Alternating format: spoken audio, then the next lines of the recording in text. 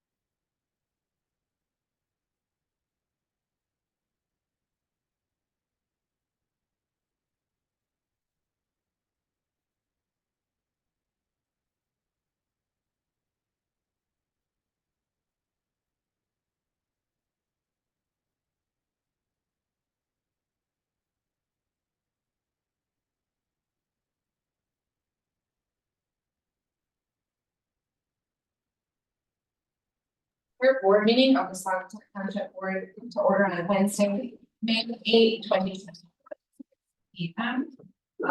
I will note that all trustees are present with the exception of Clerk Israel's, and she is excused. If you are able, please join me in the pledge of allegiance. I pledge allegiance to the flag of the United States of America and to the republic which stands one nation under God, indivisible, with liberty and justice for all. Item number 3 on the agenda is approval of the agenda. I trust that everyone has had a chance to review the agenda and the packet. And I would entertain a motion to approve the agenda as presented. I'll move to approve the agenda as presented. All support. Motion and support. Is there further discussion? None. All in favor? Aye. Opposed? 4-0. Good to see some people here tonight. First row, would you like to make a comment, or were you waiting to see? Okay, let's do Zoom first then. Do we have people, Morgan? Elliot, you wanna talk? You're muted. Commissioner Stern. I am here. Would you like to make public comment? Is that my wife sitting there? Yes, it is. Then I will let her make any comments necessary. All right. State your name and address for the record, please. Good afternoon. My name is Kathy Stern, S-T-U-R-M as in Mary. Address is 2579 62nd Street, and that's here in the township. I'm here on behalf of Elliot in Securing Safe LLC regarding discussions about putting cameras in some of the parks, specifically the Tails and Trails Park, where there has been some issues regarding aggressive dogs. And we simply want to state that the cameras are simply just cameras. There is no audio. And so that protects the privacy of the individuals that are there, and also would alleviate a lot of liability if something should come up, if there weren't cameras. The same with maybe River Bluff Park, where we had a couple of issues last year. It's become a point where, you know, it's not all locals anymore. So we have to protect ourselves and animal parks. And I hope that you will consider that as a positive. Thank you. Thank you. Thank you. All right. We'll start second row to the left. Would anybody else like to make a public comment? Good evening. Good evening. My name is Frank Baker, and I'm your elected sheriff, for those that may not know me. And I do have an opponent this year, and I be running for my office seat in the August primary. So I want to tell you a little bit about myself. I've been with the sheriff's office 34 years. At the end of this year will be 8 years as your elected sheriff. And when you're looking at a candidate for your sheriff, I think there's about 3 things you want to look at. Number 1 being experience, and I do have that. And if I make sure I don't go over my 3 minutes, because I got a lot to talk about in 34 years. But the other thing would be education. I'm also a graduate of Northwestern University School of Police Staff and Command. So it's a school that as police officers, we all started at the police academy. We all took college classes in criminal justice, but they didn't teach us how to run an organization the size of the sheriff's office. We didn't learn about budgeting and human resources and all the business sides of it. Well, I'm proud to say that I was able to attend Northwestern's program specifically for that, for leaders in police organizations. The other thing I think you'd want to look at is community involvement. I'm very involved in the community. I've been a member of the board of directors for Safe Harbor Children's Advocacy Center for about 20 years. I got involved in that organization as a detective investigating crimes against children. I was very passionate about that, and I've spent the last 20 years on their board of directors. I'm also on the board of directors for the Hospital Foundation, where we work with different community members to provide resources to the hospital that sometimes are lacking. I'm also on the board of directors for the Outlook Academy, which is in Allegan. It's I know you're part of in Saugatuck schools, the Ottawa ISD, but in the Allegan ISD, it's where if a student is expelled from school, they can go to the Outlook Academy. So they can hopefully get an education, because we know that's a key part of their success. So I feel very passionate about that. I'm also on the board of directors for the Legal Assistance Center. As a career law enforcement person, I recognize the need for that type of resource. Everybody knows that when you're accused of a crime, you get a court-appointed attorney, but you don't get one in the civil realm. So when our deputies are out there at 2 a.m. and someone's having a custody dispute over children, or someone needs a PPO and they don't know what to do, they turn to us. But we're not lawyers, we can't give legal advice, but we do have a resource, and that is the Legal Assistance Center that we can refer people to. So I felt very strongly about that and got involved in that organization.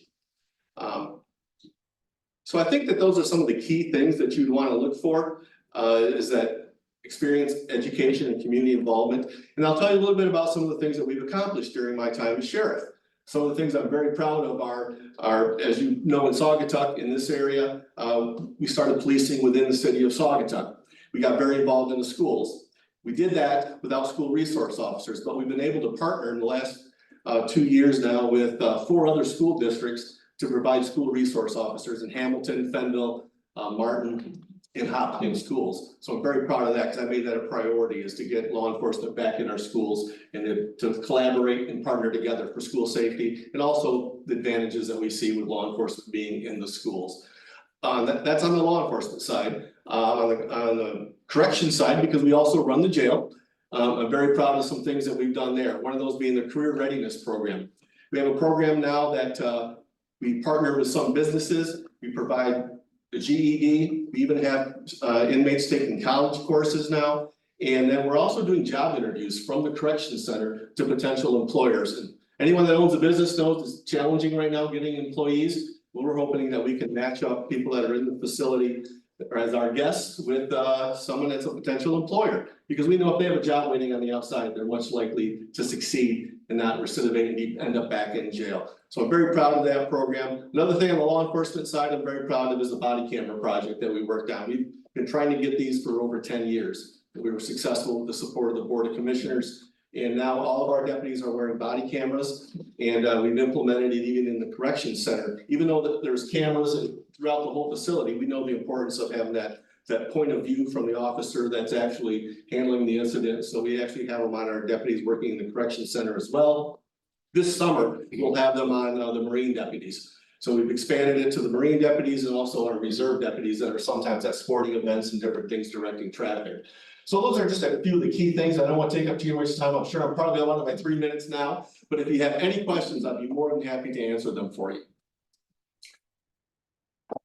Sure. I just want to thank you. I just want to point out, because we have the unique pleasure in the township. I'm the treasurer, and we're parts of 3 different ISDs. Almost half Benville, almost half Saugatuck, and we have a little sliver that does pay Allegheny. Okay, good deal. So our people in the Hamilton zip code, but they're Okay. township, so it's Yeah. interesting. Yeah, we're going to all the. It's somewhat of a challenge at times, but we were very lucky that the ISD here supported some of our ideology of, we want to work together, because when you call for services, you're not getting a deputy out of Ottawa County down here. You're getting one of ours. So we want to make sure that everybody down here was on the same page and we operate the same way, because we know that's key to success, and also providing safety for our students that are in the schools. Also, I know you got a kind of unique situation with the fire district too, and we work very well with them, and we have a great relationship with Chief Janik and the rest of his staff. And I want to thank you guys too, because one of the things that's key to us is the drone program that you guys are involved in. I can't tell you how many times we've utilized that, and there's been times when I'm sure that it's going to result in lives saved. So we appreciate that. It's a resource that we utilize, and it saves us from having to have that resource as well, because it's one of those that when we can work together, we can partner together, we all benefit from. So we do appreciate that as well. Thank you. Thank you. Thanks. I need to outline here because and end up by saying something about Emily. Bill Large actually resident here, Saugatuck Township. Just quickly touching base, Frank is a great friend. I can't do any endorsement standing other than judicial appointments, so I won't say anything other than good job. But he has done some wonderful things in regard to our specialty courts, and he has provided resources for us in regard to that. And he has been one of the few county officials that has appeared at several of the graduations that I've done invitations to. well, almost all the county level officials, and Frank always makes a point to be there for that, and I think that that's important. I think it's important for the veterans to see that level of engagement and community support for their work, because it's a good deal of work.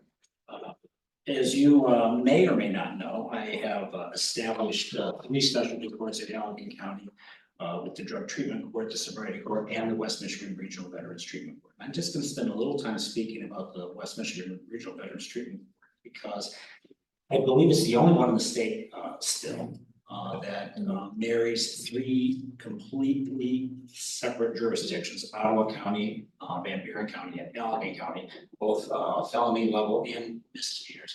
They can be, veterans can be referred to that court, and I have, and frankly, we've really been pretty much equal with the number of individuals from each of those counties being in.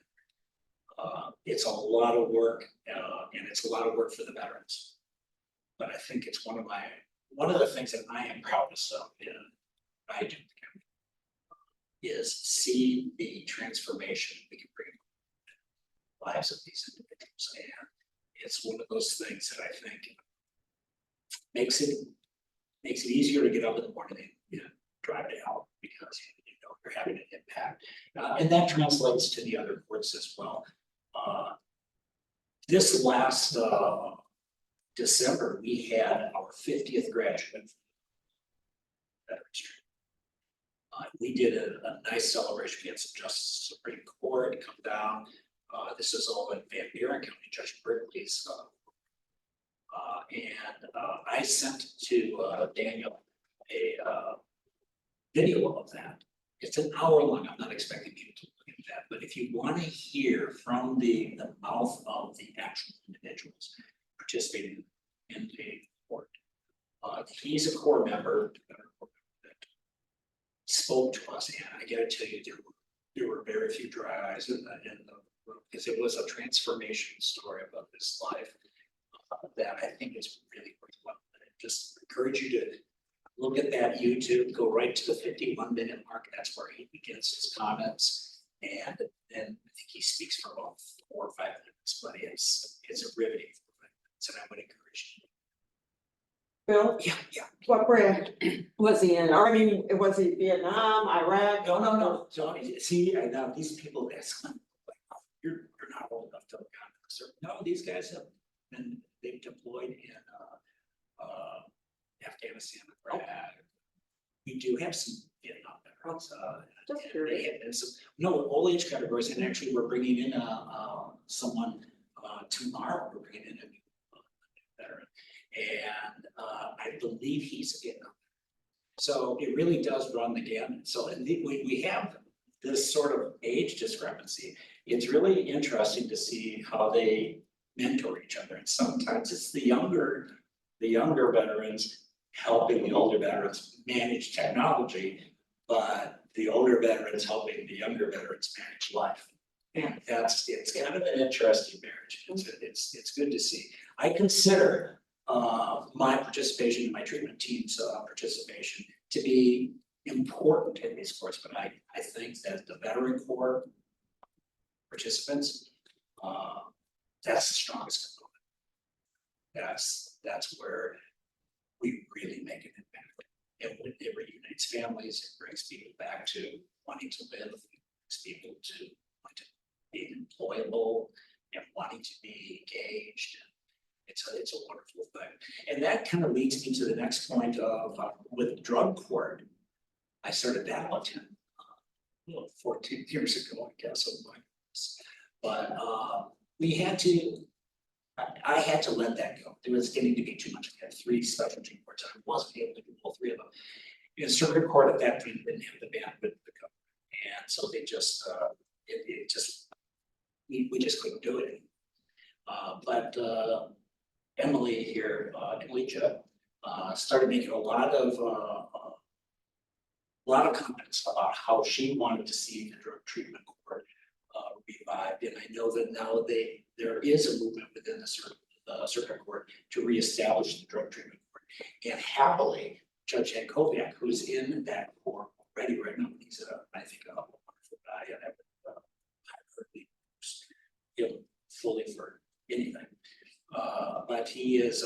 he is very interested in running that court. He's interested in being involved in that court too, and that is a best practice type situation where we're able to have a male and a female cohort, because there's a lot of things involved with particular women involved with substance abuse issues, where they have particular vulnerabilities that need to be addressed in a very specific way and in a very private way, in a very safe way, to provide that safe environment. So one of the things that I probably won't way over your time, lawyers, but I want to totally endorse for certain position. She's the individual. She's the only individual running for the position that has the experience that's necessary for all aspects of that. She has done criminal defense work. She has done a great deal of prosecutors work. She has done family. These are things that the other candidates don't have that breadth of experience. It's a matter where Emily will be able to take that seat and begin her work Monday. And I think that she will make Emily proud, and I am very proud to support her completely. Any questions again? Because I don't want to talk. I'll keep to It's not a question of answers. No, even though I spoke, sorry. You can follow up. I'll follow up if you have any questions. Thank you so much for your time. Thank you, Josh.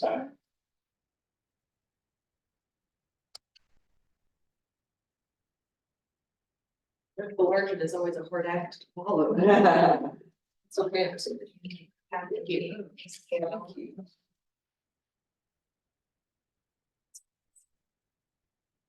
So, my name is Emily Jipp, and I'm not a Saugatuck Township resident, I'm a Lake Township resident, but I live about 4 minutes from here. The traffic is heavy.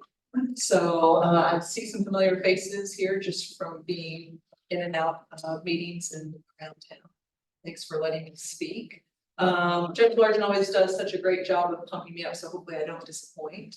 I've been an attorney for 15 years and was originally licensed in 2009. So that actually was in Kentucky, if you notice a little bit of a twang when I speak. I practiced in Kentucky until I moved here in 2016. I have 2 Michiganders that go to Douglas Elementary right down the road. So I'm also very appreciative for all the school resource officer initiatives that we're kind of trying to push through at the moment for the elementary school and middle and high school.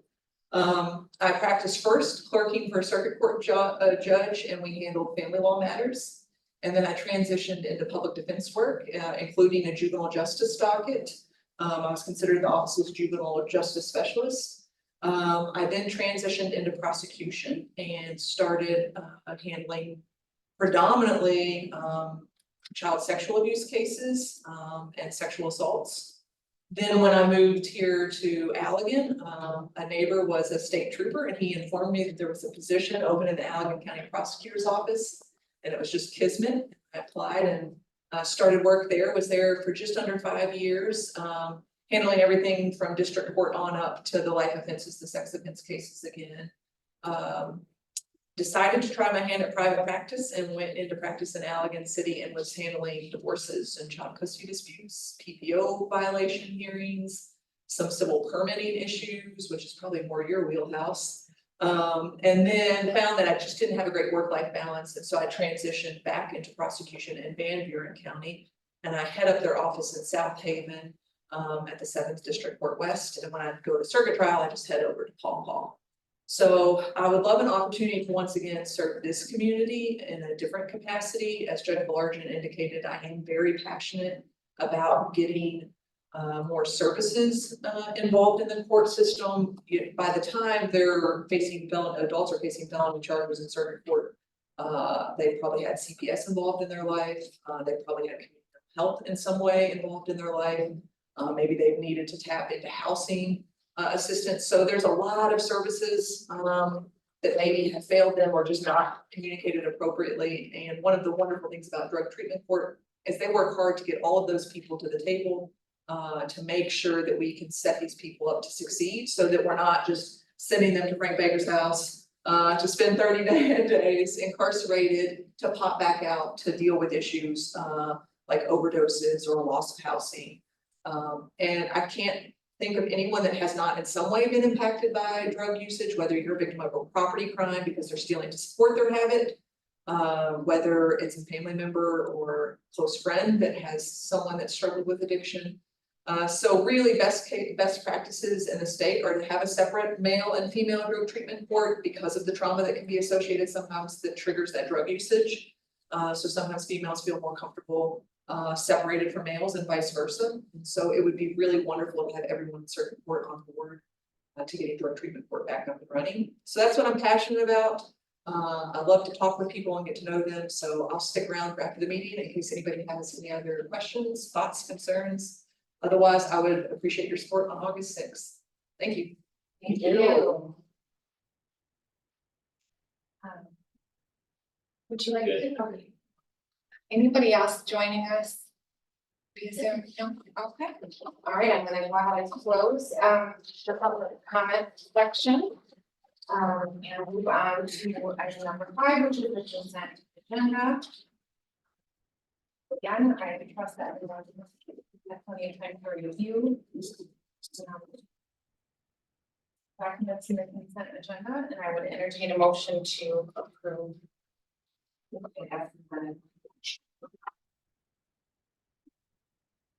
I move to approve the consent agenda as presented. I'll support. Motion and support, is there further discussion? None, all in favor? Aye. Opposed? There are no presentations for tonight, so that brings us to the new business. And the first item, new business is the Pride Month proclamation. June is Pride Month, and this is how many years have we been doing this now? It's got 19 is the first. Yeah, so 2019. that was your first June. Okay. So.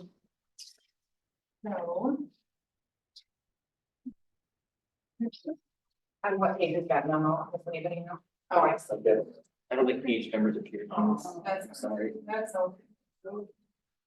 All right, and then would you like to review a little bit of what you so expertly crafted and recommend? Yeah, so yeah, the township board is gonna adopting a Pride Month proclamation since you all have been in office, which was 2019. And it is our way of affirming to the Saugatuck Township community that we are an accepting and welcoming place for people of diverse backgrounds, that the LGBTQ plus community greatly contributes to the success of Saugatuck Township, and that we encourage our residents to reflect on the ongoing struggle for equality facing members of the LGBTQ plus community. So the board should consider reaffirming this message by designating June 2024 as Pride Month in Saugatuck Township. And this will include, as in the past, flying the flag. It will include flying the flag, correct? Well, I'd be proud to move to designate June as Pride Month in Saugatuck Township. I'll support. Okay, I have a motion and support. Any other further discussion? I'm happy that we're continuing this tradition. I think it's worthwhile, and I think that we're setting a good example for other, townships and so. Good. Anything else? All in favor? Aye. Opposed? Motion carries unanimously. Brings us to item number 2, May budget amendment. Something that we do on a quarterly basis, so go ahead, Daniel, and lead us to the section. So there should be, it was part of the electronic packet, but there should be a printout for you of an updated budget amendment. And this is really, we're nearing the end of the year. So this is going to, we'll probably have another one in June, hopefully not, this one was pretty thorough, but just anticipating like what our actual revenues were, what our actual expenses were, are we anticipating any additional expenses? There was an increase, this is probably one of the bigger changes, a substantial increase to appropriation out to our capital improvement fund. And that's just reflecting that we got a little more revenue than we thought we would, and we know that, we're looking to, renovation of the exterior of the building and an update to the site. So making sure that we have those resources set aside for that project. But this goes through the general fund, capital project fund. This is amendments to the road fund, the water fund, and the sewer fund, so it's pretty comprehensive. But if anyone has any specific questions about any of the amendments, I'd be happy to address them. I'll just score, and you've already said this, your part, in my treasurer's report, but I mean, at this juncture, we've had no. No, This, you were really carefully monitoring this, and it's very line by line, which. It's the department level that matters most, but you're really good about altering the lines. Some of our tax revenues are higher, some are lower, so. yeah. I had one question, Mhm. just because I don't remember hearing about this. Yeah. I apologize. There's two versions here, but. Yeah, No, I just, I guess, under the 256 technology, mhm. could you talk a little bit more about marketing and communications and print pieces such as the township newsletter? So this was an increase due to bringing on that contract with Seaford PR to assist us with communications through the roundabout.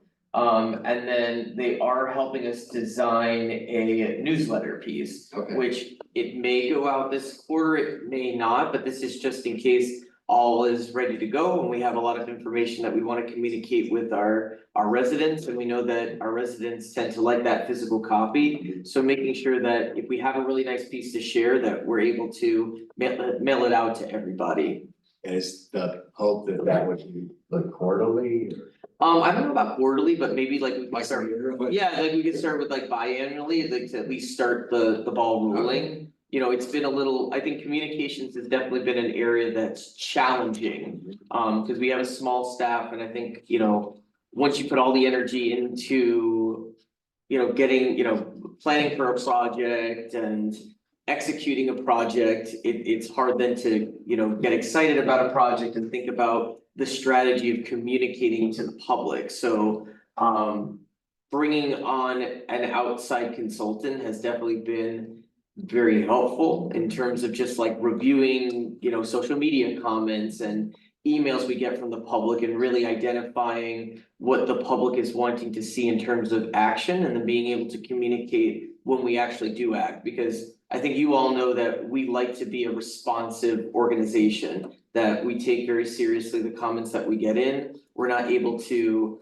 address all of them or address them necessarily to the expectation of the person reporting, but we want to do our best. And then we want to be able to communicate to the public that we are a responsive organization and we are making changes. So I think that we've been able to not only make just, I guess, particular to the roundabout road closure, temporary road closure. I think we've done a lot of listening, and then we've done a lot of acting, and then we've been we've been able to successfully communicate that to the public. So going forward, I think there's an expectation of the public that we do more of that. And then to be able to do it in a strategic way, where we're not frustrating people, or we're not just failing to communicate at all. But that's where that increase is coming from. And that's just getting it started. And that's just getting it started, yeah. Because we've made great advances, but there's a lot more we can do. Yeah, there's a lot, yeah. We're hoping to. Yeah. Thank you. You're welcome. I know, just speaking for myself, when this concept first came about, I poo-pooed it a little bit, like, oh, come on, we have to, spend this money to get the word out about the roundabout. People are just gonna be mad about it anyway, then they'll get used to it and it'll be fine. And I think this has been a really good exercise for me of seeing how, like, if you get ahead of it and you get that pertinent information out to people, that it does just front load so much. And Daniel and I sat down yesterday, the day before, and looked at that those metrics and the community, engagement with those posts, those educational posts about the roundabout were so positive, and the volume was just, I was very surprised, so I do think it's money well spent, and it's an exercise of, okay, well, how can we do this with other projects and developments to, just give the people the information they need and hopefully squelch some of the misinformation or, intense negative feelings about things, so, yes, well done. Thank you. Good job seeing that. Thank Anything else about the budget amendments? Any questions or? Okay. Someone like to take a motion?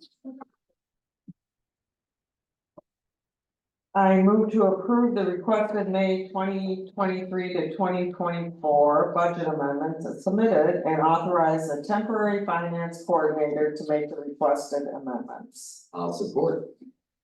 We have a motion by Aldrich, support by Helmer. Is there any discussion? Hearing none, I'll call the roll. Aldrich, Yes. Helmer, Yes. Bigford, yes, Marcy? Yes. Motion carries 4-0. Alright, so that brings us to item number 3 under new business, 1, 2, 3, net consent requests. 9, oh, here we go. That's new. I need to have shuffled my pages, and I apologize. Daniel, if you'd like, go ahead and roll this out, that'd be great, thank you. This is pretty perfunctory. You all probably remember that we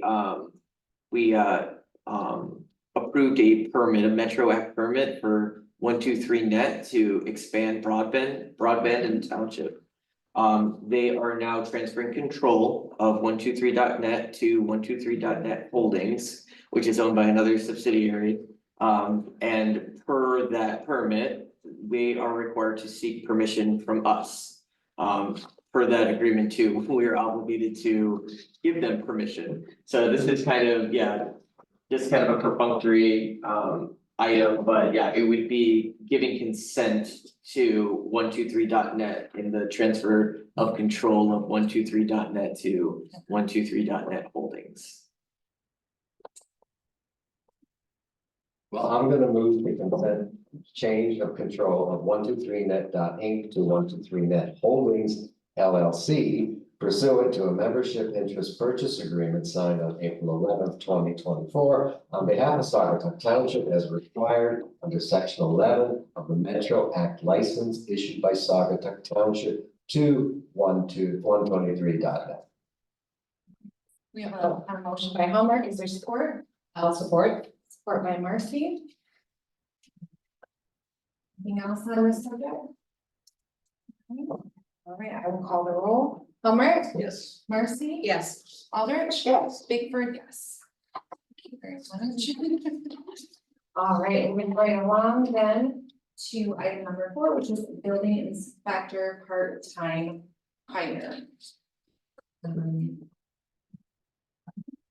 So this is somewhat exciting. I mean, we are out of the tri-community, we are the only community that still has a building department.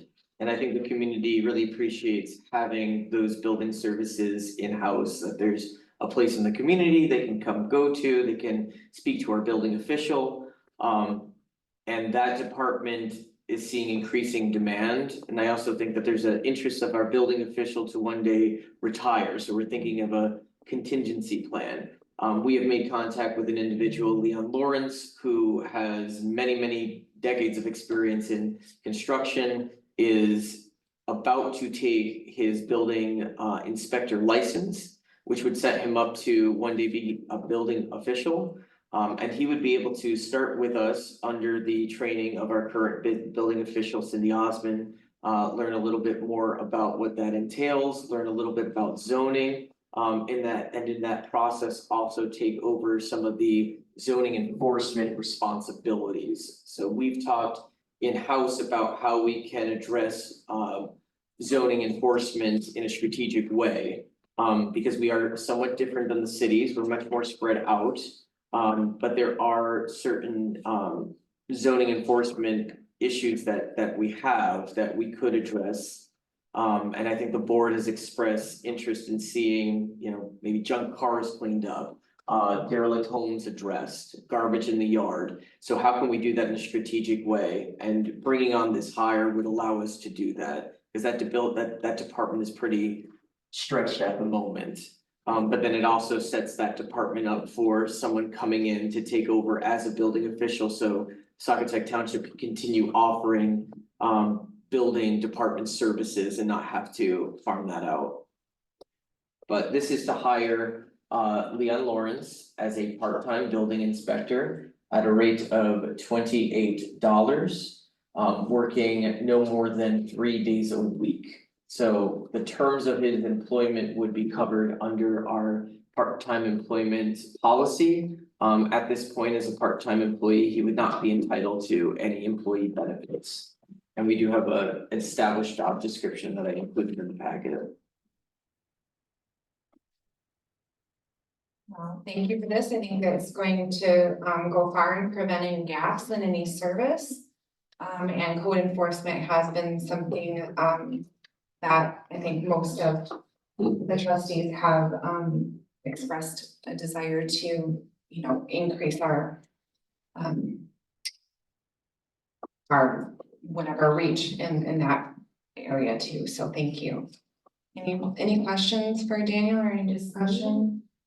It's been my, one of my things that I've always been, I know the community is asked, you know, to clean up yards, and if your neighbors doing things they shouldn't, they have a place that they can be heard, and hopefully we can do it in a respectful way that get things done, and I'm so happy that this is happening, that finally, thank you. Can I just throw in a nice little anecdote? Yeah. At the hospital building opening today, one of the physicians who lives in the township, I don't even remember how it came up, but I was talking about where he used to live. Oh, I know, because there's a very derelict home next to where he lived. And he brought it up, but he referred to it as, for those of over 60 maybe, as the Sanford and Son house.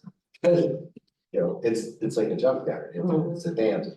So I just got a chuckle out of it. Yeah. And you know, I agree, because we've been Oh, talking. we've been, For a since the while. day one, that was our Yeah. mission. I don't expect magic because I know that code enforcement is a difficult Yes. task. One step at a time. Right, Yeah. right. Can't wait to meet this gentleman. Yeah, I think that you will all like him, and yeah, he's eager to start, he's eager to learn.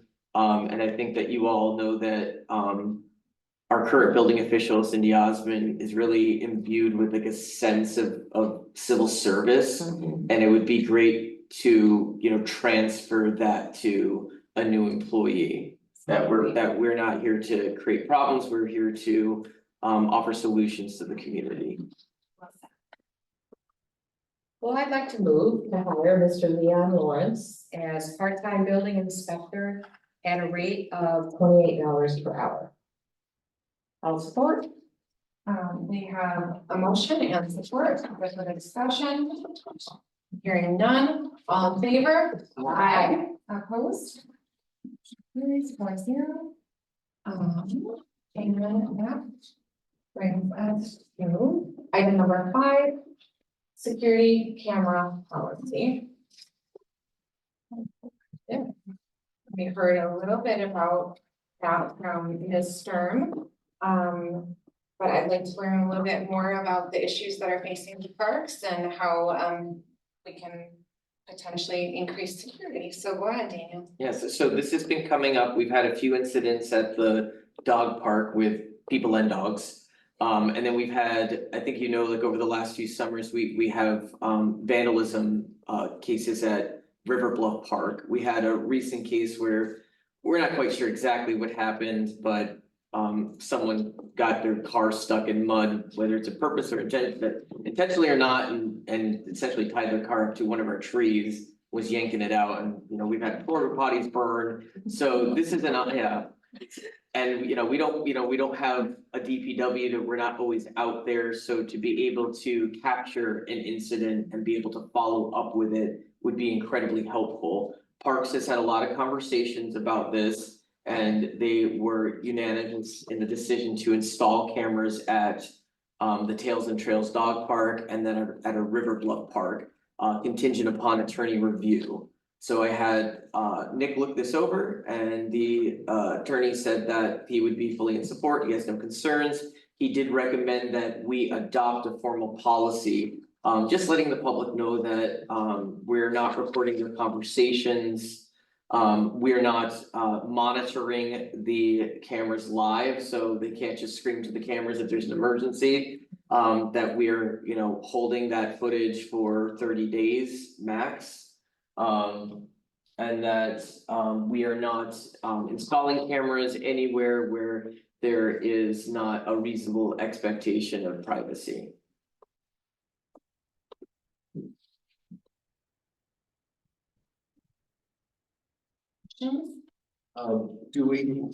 This might be premature, but do we have an idea yet on the number of cameras in each park?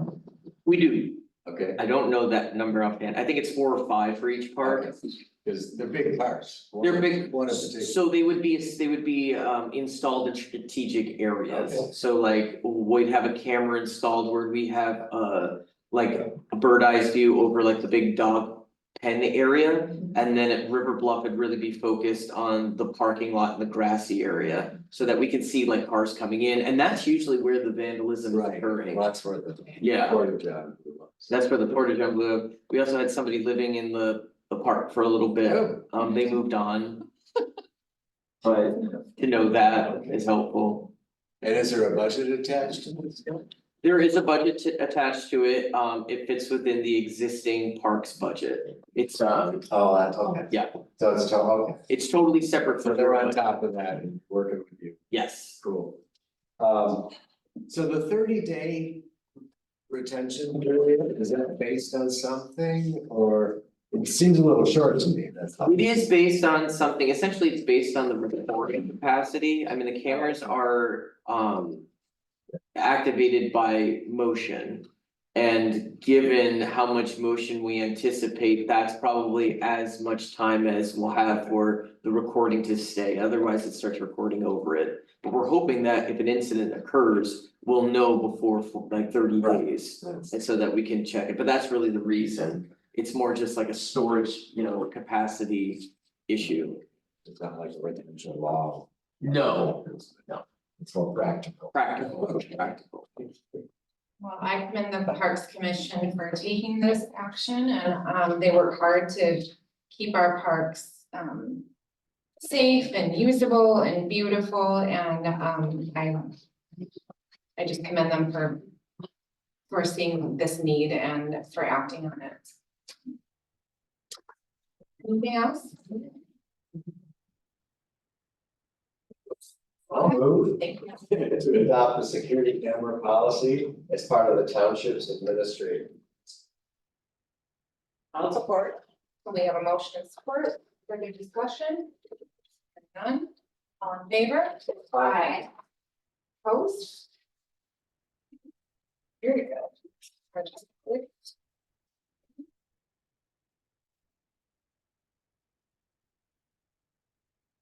That brings us to item number 6, reporting secretary policy. This has been lacking, and I think it's just clearing that up of what's, allowable and expected. So Daniel, please go ahead and give us the details on this.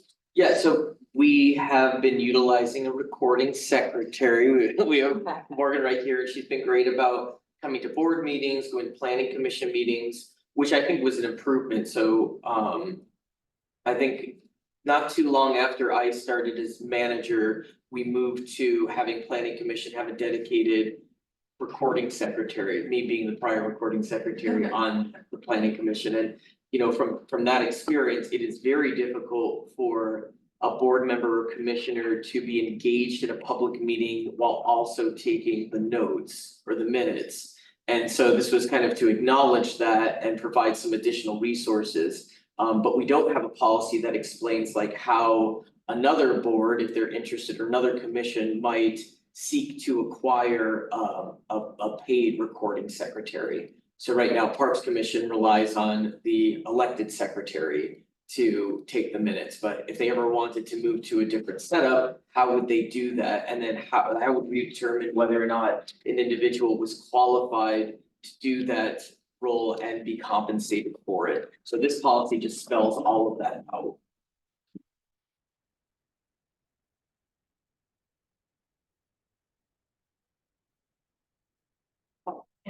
Any thoughts on this or questions?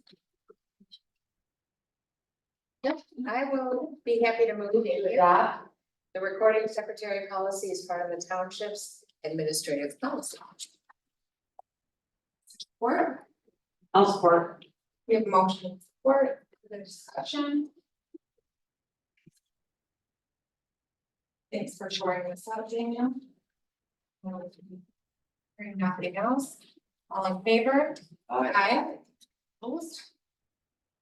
That brings us to item number 7, Blue Star Highway Path Repair Trail Repair Award. This is something we, been. We knew that we were bidding for this, and this is just the final step. But Daniel, if you want to give us any other information on this, please. Yeah, I mean, you're probably somewhat familiar with this because I think Griffin engaged in a repair of this section of the trail. Joe engaged in a repair in this section of the trail. And they were, I think, great attempts to fix the issue, but it failed again. And when we dove in a little deeper, we found that there were real, like, serious engineering issues, that the slope was way too steep for where the trail was installed. Had to be totally regraded. We also found that underneath the highway, there was a broken culvert that needed to be repaired. Whether or not that was the cause of the erosion or just continued to contribute to it, we don't really know. But now we understand why we're having washouts at that portion of the trail. We understand exactly what we need to do to fix it. The road commission has gotten involved because they've agreed to fix the culvert underneath Blue Star Highway. And they've also agreed to share in the costs associated with that. So we got a bid in. It's kind of a little lower than we were thinking. So it's a great bid at $112,205. Road commission is picking up nearly 21,500 of that. We're on the hook for the rest. But one of the other great things about this contractor is they can start immediately, and it really needs it. So we can start now, or within the next few weeks, and they should be complete before the opening of the roundabout. So we'll have a fully repaired path, and we will have a new roundabout at Old Allegan Blue Star Highway. That was gonna be my question. Can they proceed to start this repair before the roundabout is done? Yes, which It's close, but it's not. it's close. That was one of the things we were nervous about, because it's, the more time goes on, the more that section of trail becomes a little more dangerous and unstable. So the fact they're able to get to it immediately is fantastic. It's gotta be a benefit that there won't be a lot of traffic going on while they're doing it as well. It's a huge benefit. It's a huge benefit, yes. Yeah, it's a huge benefit. Well, it's nice to see the county road commission.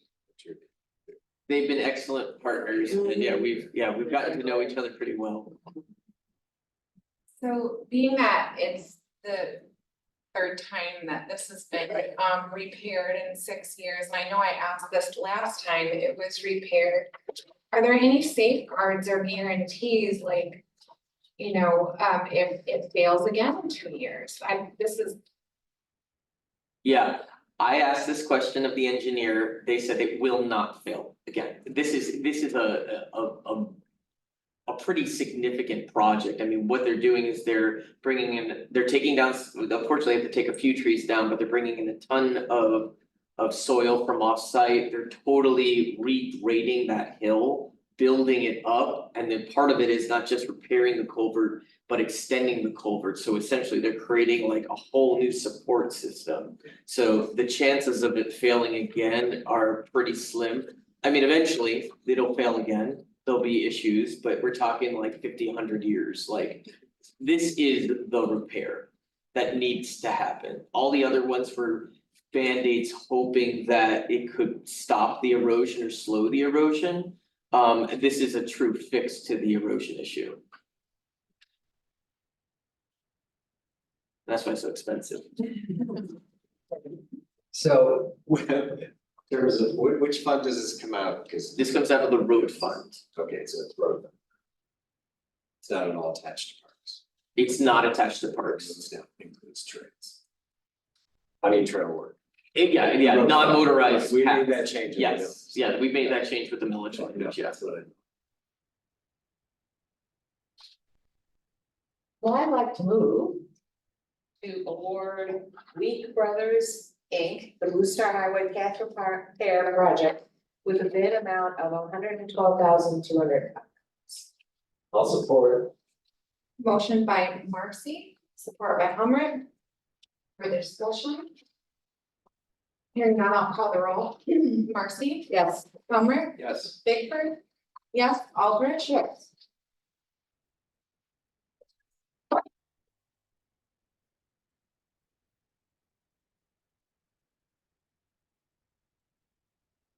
All right, that brings us to our last item under new business payment application, 1 Wiley Road, water main. Pretty straightforward, but if you want to just go ahead and. Yeah, so the installation of the Wiley Road water main extension went very well. They're pretty much done. They have one hydrant to install. One more hydrant to install, and that's happening on Tuesday, and then it's just restoration work. I believe the water main is actually now connected, so those residents would finally have access to water. And as you know, it was very difficult for those residents to install groundwater wells. So the project went really well. It's pretty much on budget. Actually, the construction came in lower, came in at 158,200. They were expecting 158,900, but there was one hydrant that wasn't included in the original bid. So they're asking for an additional 2,000. So the total would come to $160,200. We'd be paying out in this first application, $129,515, with that retainer held until the project's fully completed.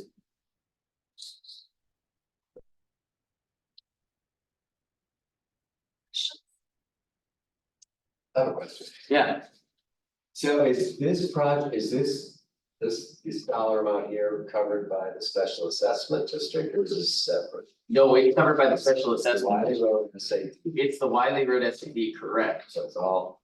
Yeah, that's a good, I wanted to. no, it is being, Remember, they wanted us to pay for it and. That will kick in the winter tax cycle. yes, and there's actually only one property owner that's requested the 10-year financing on their tax bill, so the others are going to pay right up front. That's really, Yeah, thank you. you're welcome. Anything else?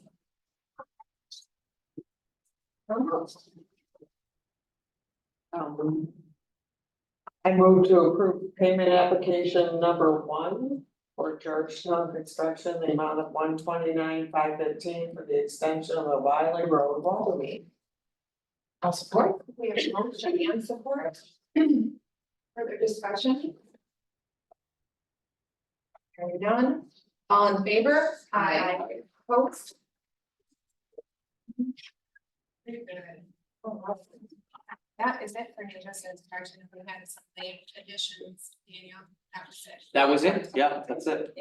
You're welcome. And we don't have any old business, so we can go ahead and segue into report. John, go ahead with the treasurer's report. Okay, so our general fund bank balance as of May 1st this month was at $8.7 billion. An increase by $102,000 from April. We received $149,000 from the county for the rules on tax payments that we have. And we got $58,000 from the state in revenue share.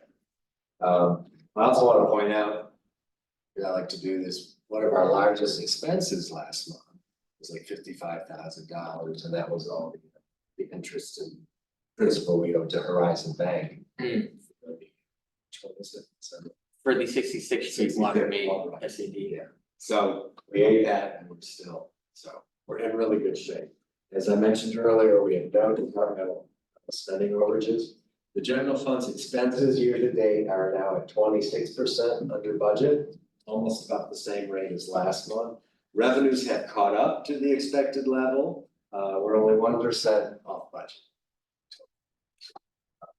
Admin fees to townships and taxes are actually above the budget level, as are property taxes, so we can do something. We better that than not, than overestimating.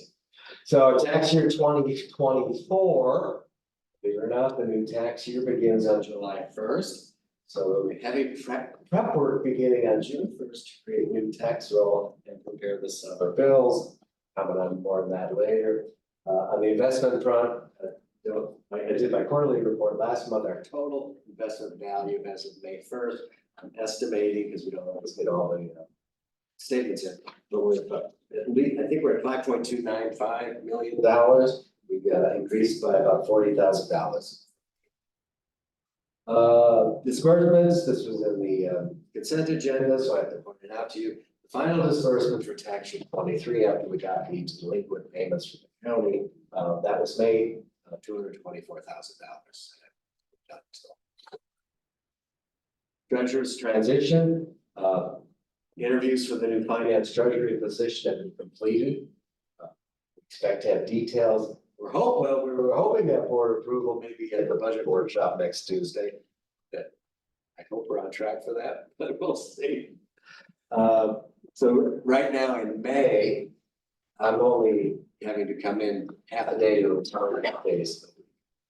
That's gonna change significantly soon.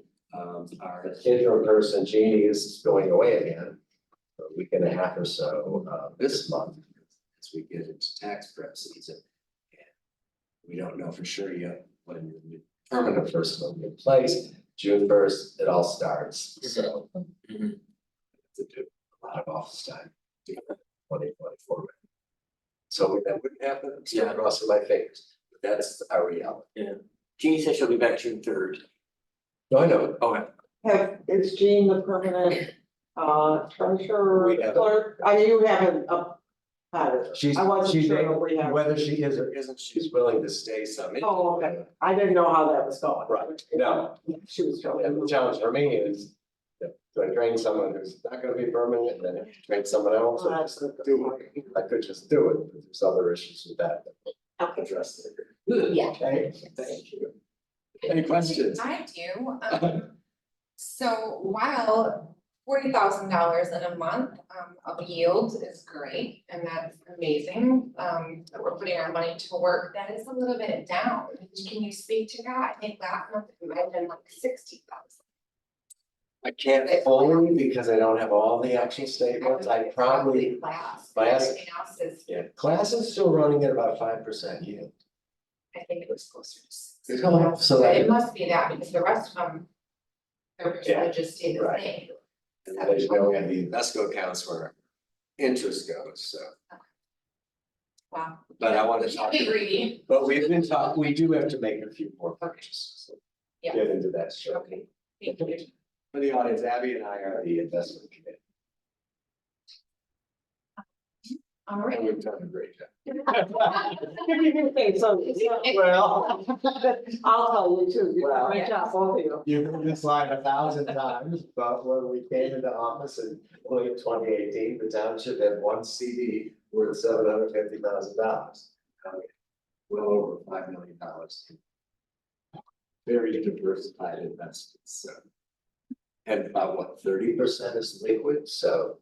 And the rest is accessible as well.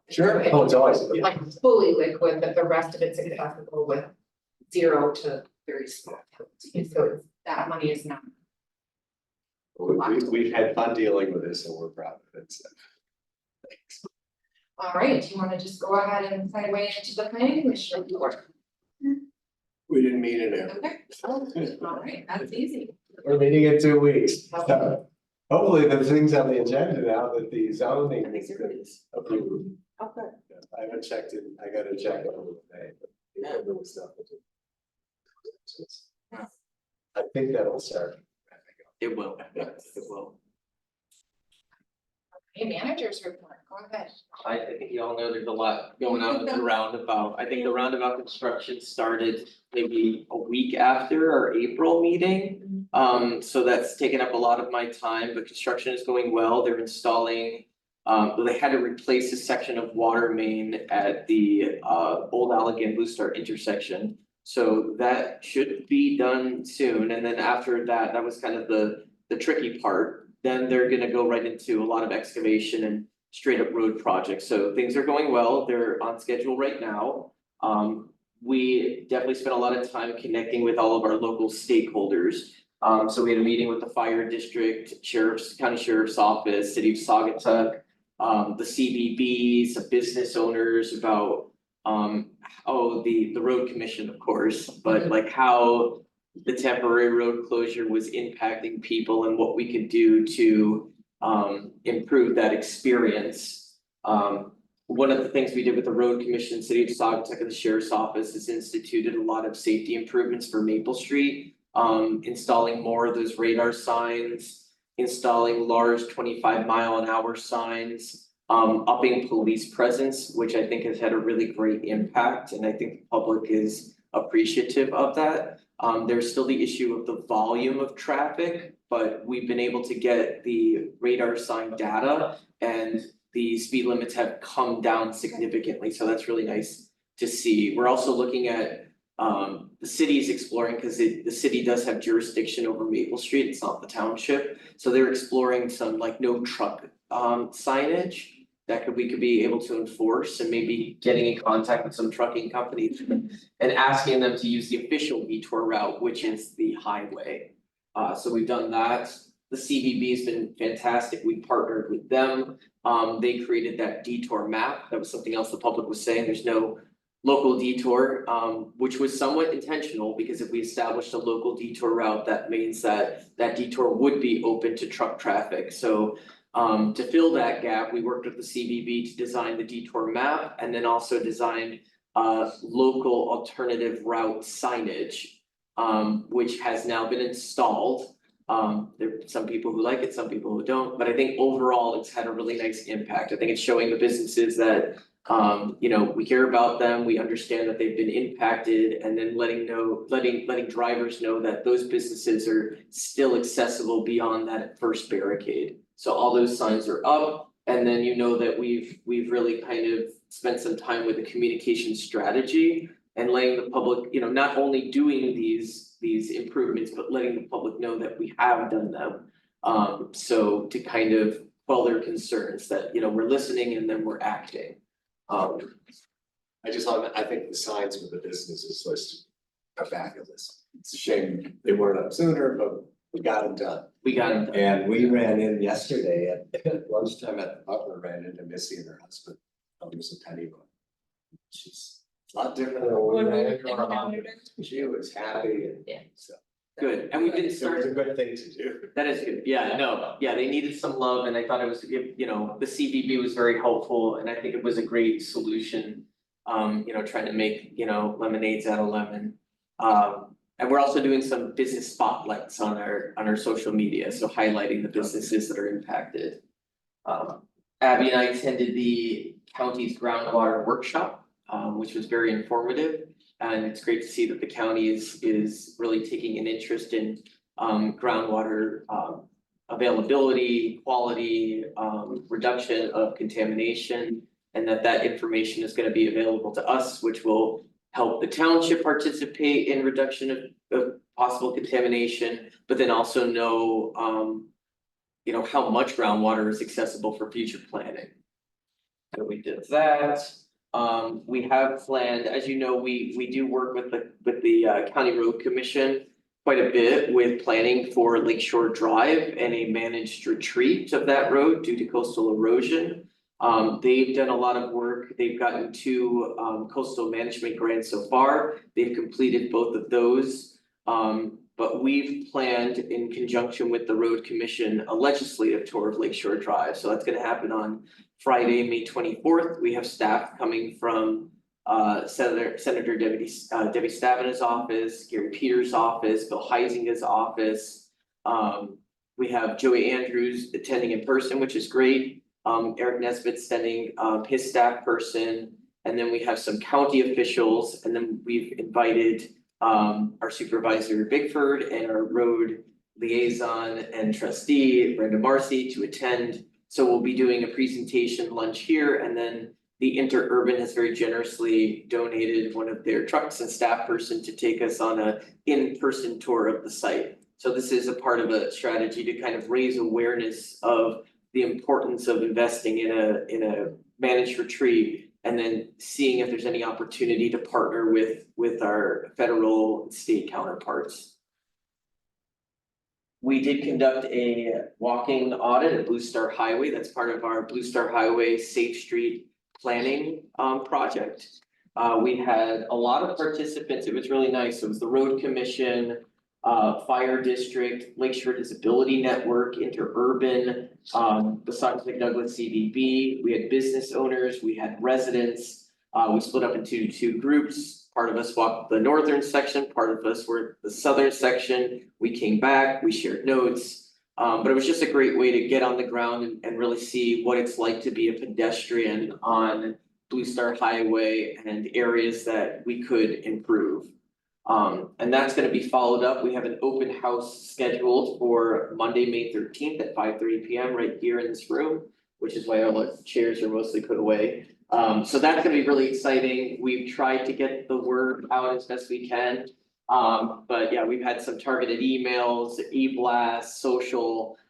So if anybody wants to attend 5:30 p.m. on Monday. But I think that's gonna be a great public engagement session, and then we have a survey lined up after that. So for people who missed it or people who had ideas that they didn't get to communicate, we'll have that survey out, so we'll continue to collect public input as we go into the process of coming up with actual conceptuals for how we can transition Blue Star Highway from this kind of through road into like a destination street. So we have that going on. We had Parks Commission, they approved their budget, so it's gonna be sent to you for adoption. When we adopt our budget, we continue to work with the Kalamazoo River trustees on our River Bluff Park shoreline restoration study. They're really happy with the progress of our project, and they're actually offering us an additional $41,000 in funding to complete the engineer design for all the improvements that we've identified. So that's awesome. So that's happening, and that's gonna set us up for actually looking to do the improvements, and hopefully we'll find out more about how much money they can contribute to that project. And then following up on that, we have an on-site tour of River Bluff Park with the Kalamazoo River trustees, also on May 24th. So they are only viewing a handful of sites that they're funding, or they have projects that they're funding, so they chose our site, which is really, that's really flattering of them, so it's nice to have them. And then Township and City met with the West Michigan Land Conservancy. And we just, it's kind of like an opportunity to let them know what we've been doing, what our priorities are, what we see for the future, and then learning more about what they do and how they can help us. So hopefully that's starting a nice partnership there. And then as John mentioned, we're wrapping up our search for that finance coordinator position. The board held their first governance excellence project meeting, which I thought went well, and I think that we're well suited for moving into our next meeting, so that we can move from good to great, and give our residents their money's worth from our leadership. And that's pretty much it. What's going on? I also saw that we achieved silver status for, talk about that. Yeah, Being green and. For green, yeah. Friendly. Yeah, Michigan, the state of Michigan has a statewide program called Michigan Green Communities Challenge. We participated in last year and achieved bronze status. And then this year we participated again and achieved silver status. Most of that has to do with completing the building renovation and passing the zoning ordinance. That was huge. And then, as you know, we approved, as part of the cemetery budget, we're completing that prairie habitat restoration project, so that's still in the planning stages, we haven't executed that, but that kind of counts towards it, so. Yeah, so it's not only just like an achievement, it's not something just to brag about that we've done some stuff, but now we get to participate with other communities that are interested in sustainability initiatives from all over the state. So we get to connect with new people, find out what they're doing, we get all sorts of support from the state, so it's a great program, and it's nice that we're now moving up in it. And have even more resources available to us. That's your goal. Maybe, we just made silver. Yeah. That's pretty incredible work there. Can I ask one question? Yeah. Are there any updates at all about Pine Trail? Not that I can say in public. Okay. Has anyone gone over yet? No. We all talked about it. I got the phone Becky and number. I did, when you drove over there, yeah, Wait, Becky you and I Becky? went there.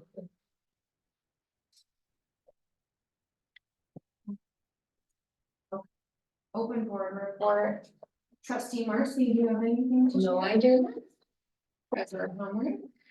I would just like to share with everyone that today at noon, the Allen Hospital Saugatuck Outpost had its ribbon cutting. Stacy, Brenda, and I were able to be there. We also had three other members of the planning commission, including me. It was really well attended, and the facility is amazing. It's so big inside when you get it just, and you know, initially they were saying there were going to be 2 or 3 physicians with room for more. They're opening on Monday with 5 physicians. Wow. With room to go to 7. So. It's really exciting. So, we were happy to be there and made sure they knew we were there to support them. I won't repeat my anecdote. This board and our planning commission were so supportive of this effort of moving their facility from Douglas here. I think we should all be really proud of them. Yeah. Yes. And as I tell everyone there, I can walk there. I Yeah. gotta change doctors, it's 2 blocks away. Yeah. That's my only board thing.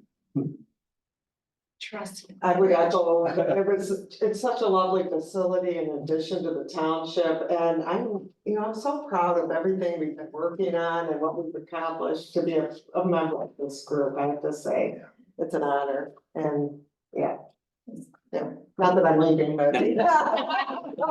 Yes, I just want to tell you once in a while that, we're doing a good job, I hope, I think so. yeah. Right. And do you really? I don't, right? Really? Oh. No, it's all right, let's go ahead and open up public comment again. Do we have anybody joining us online? Ms. Aaron's? Looks like Alex. Wake up, Elliot. He was just. You're muted. Can I speak? Yes, please, go ahead. Okay, thanks for considering the cameras.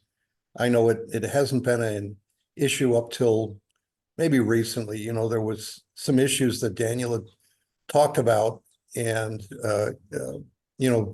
destruction of a porta potty and fly dumping, which some of you may know, and some of you may know that that's people using the park garbage can as their own personal can.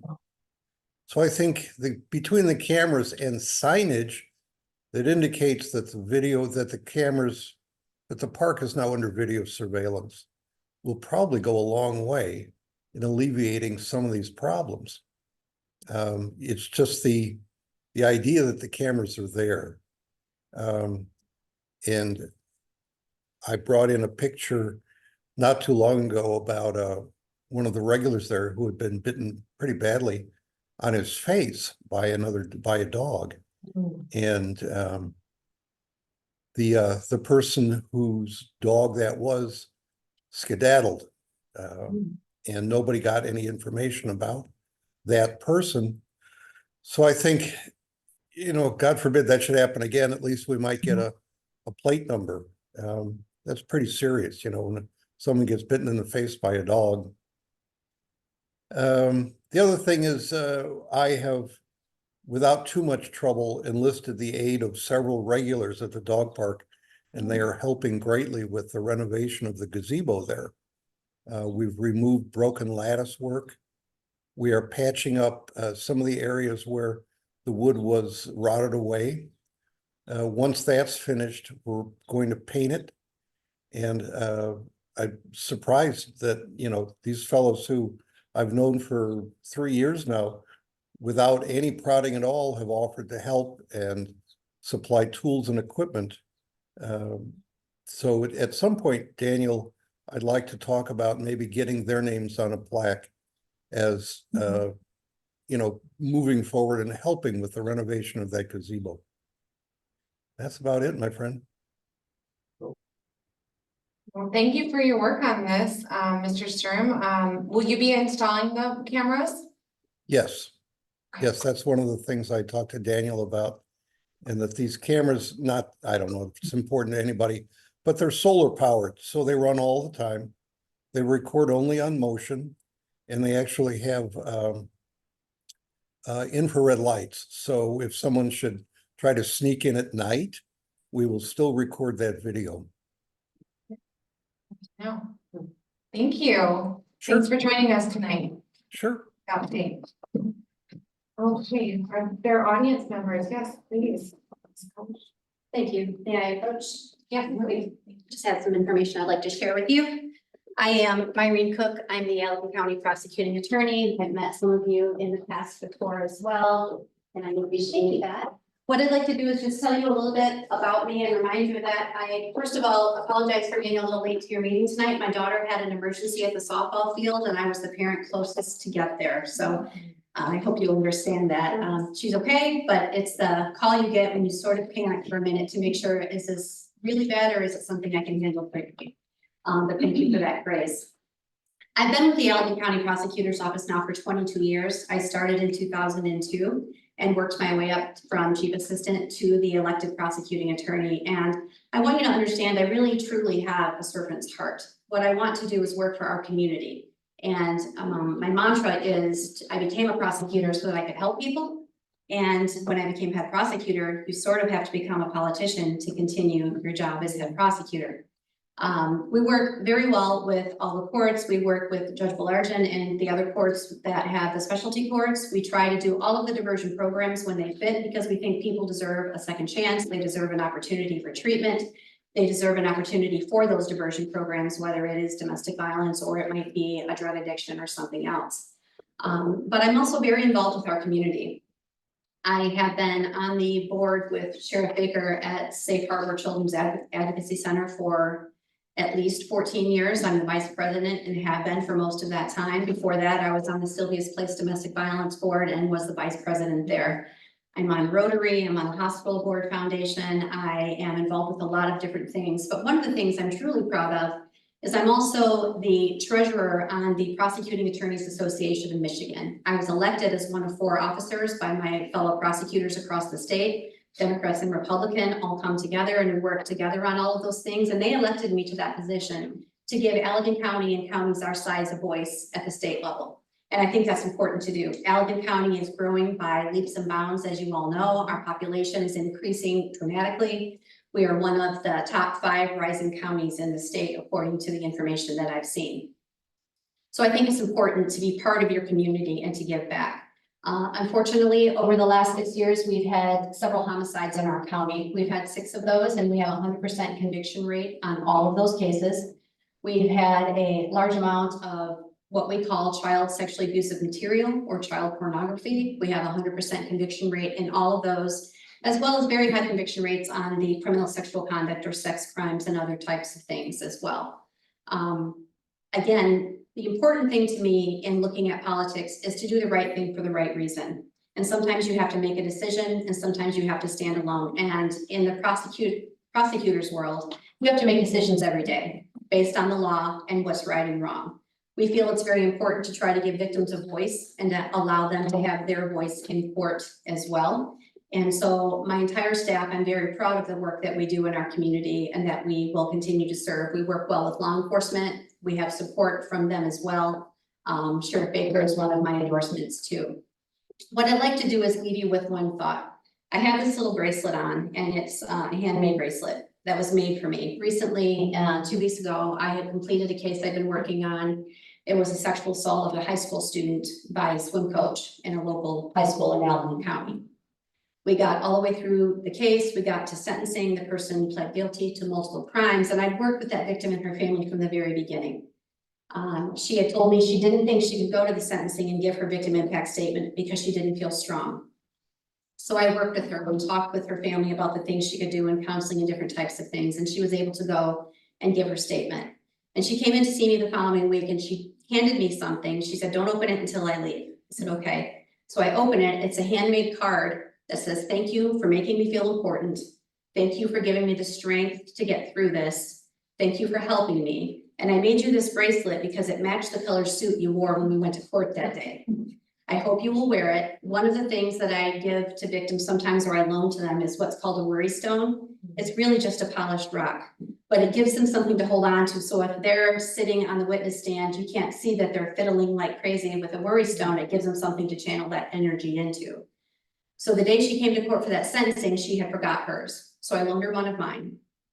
And also in this envelope was a polished rock that she found and she polished herself. And she said, "I want you to have a spare in case you need to share it with somebody else." The reason I share this story with you is that's why I want to be reelected as your prosecuting attorney, to help those who need the help, to give those a voice who need the voice, and to do the right thing for the right reason. I've given you some information. I think it's very important to be positive in politics. And so I wanted you to take a look at all of those things. But I also list my phone number on there, and I welcome you to call me at any point to ask me questions or to clarify other things you may have heard in the community throughout this campaign. I thank you for your time and appreciate that. Thank you. Thank you. All right, is there anybody else here in person that would like to address the board?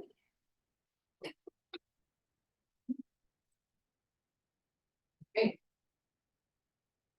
Okay, I'm gonna go ahead and close the public comment section and adjourn tonight's meeting at 7:23 p.m.